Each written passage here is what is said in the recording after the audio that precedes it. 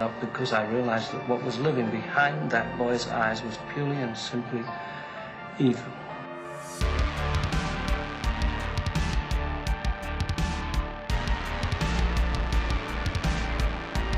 You thought the game was over, but it's only just begun.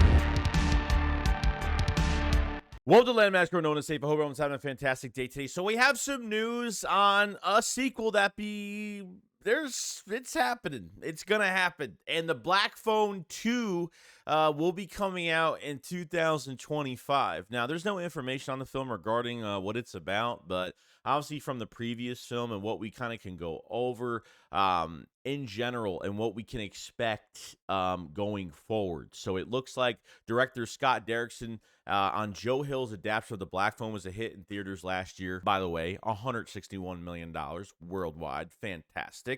But about The Black Phone, in this film, a shy but clever 13-year-old boy is abducted by a sadistic killer and trapped in a soundproof basement where screaming is of little use. When a disconnected phone on the wall begins to ring, Finney discovers that he can hear the voices of the killer's previous victims, and they are dead set on making sure of what happened to them doesn't happen to Finney. The film was produced by Derrickson and Cargill's Crooked Highway and presented by Universal and Blumhouse. I was a huge fan of The Black Phone. I thought the story was fantastic. I thought the characters were amazing. The kid actors, Finney and the sister, I thought they were just so good and made it so realistic. I absolutely loved it. Ethan Hawke, I'm like, you don't see Ethan Hawke in horror movies. Shout out to Tom Savini for the masterful artwork of that mask, okay? Between, how he abducts the kids with the black van, and he's in his his black top hat and his dark attire and the black balloons and his little act that he does when he drops the eggs and his groceries on the ground and the kids come help and he abducts them in the back of the van. It's very unsettling, and they made this movie be very fearful of what could happen in everyday life when you don't expect it. But Ethan Hawke's character was great in a lot of ways because I loved how when Finney was trapped in the soundproof basement and that mask that he had, whatever personality he felt for that day, there was a two-half mask. There was a top part and a bottom part. Some would have no mouth. Another would be sad, angry. It would really depend on Ethan Hawke's personality of the day, the grabber's personality of that day, of what part of the mask he would wear and what mood he's going to be in. So I thought that was pretty damn cool. Obviously, the kids really didn't have a great home life either, with the father being an alcoholic. The mother, passed away and, just treated like crap in everyday life, and felt so bad for the kids, how they were just traumatized by their father. And it was just a crazy, crazy thing. One thing I could say about this film that kind of ruined it for me was the trailer, the marketing of this film. I thought they gave away so much. Everybody was complaining about it when the official trailer for The Black Phone came out, and they just gave away the whole story. When Finney was trapped in the soundproof basement, when the broken black phone was ringing, the dead kids are calling Finney to kind of help him of how to escape the soundproof basement. Kind of like, hey, I don't want this to happen to you. We all need to help you. And I really liked that part, but I figured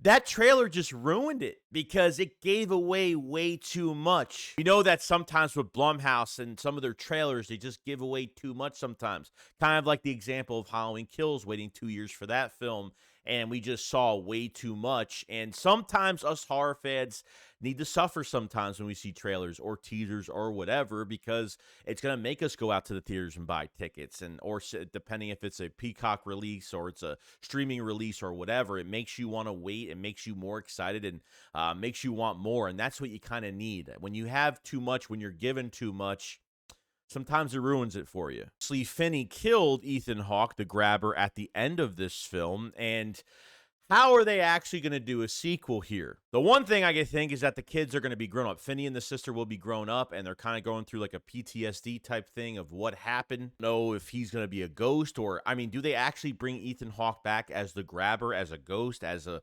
did they bring his body to the morgue or something, and he's back alive, or maybe he's more of a dark, sadistic killer now that he's even more evil than he ever was. They could bring him back that way, or is this going to be a brand new story going forward? And I can't even tell you if that's going to be the case, but to me, I feel like you got to do the kids grown up. I don't know if this movie is going to be as successful if Ethan Hawke is not in it. It's going to be tough. I would have rather if him got arrested at the end of the film and put in jail. I don't know. I mean, I honestly have no idea how I really would have wanted it, but to see how they're going to top the first movie is going to be really hard if it's a brand new story with brand new characters and a brand new grabber type killer, if that's the case. Maybe the brother and sister move out of the town and they go somewhere else, and maybe they are followed. Maybe they're followed by a copycat killer, or maybe it is Ethan Hawke as a ghost or something like that. I really like the environment of the film. Like, it reminded me of like Halloween 4, like the intro to Halloween 4. Like, it was very like still, no brightness, barely any darkness, but just very weary, and just there's a shadow over the town type of atmosphere. And I think that's what I kind of really liked about it. There's one thing they got to fix. It's the marketing to this film and giving way too much away, like I said before, and do a better job. Because really, at the end of the day, like, I knew there was the soundproof, there was a basement involved, but the black phone being broken, the kids helping the boy out and how to escape, and kind of not making the same mistakes they did before those kids were killed.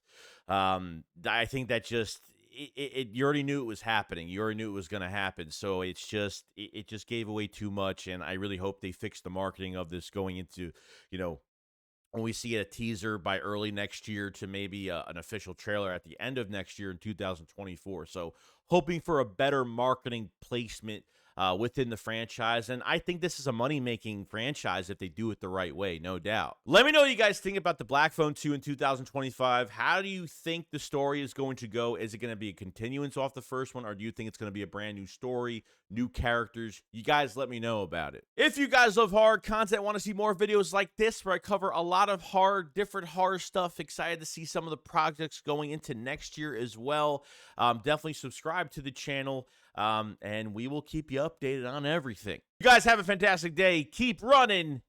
Peace out.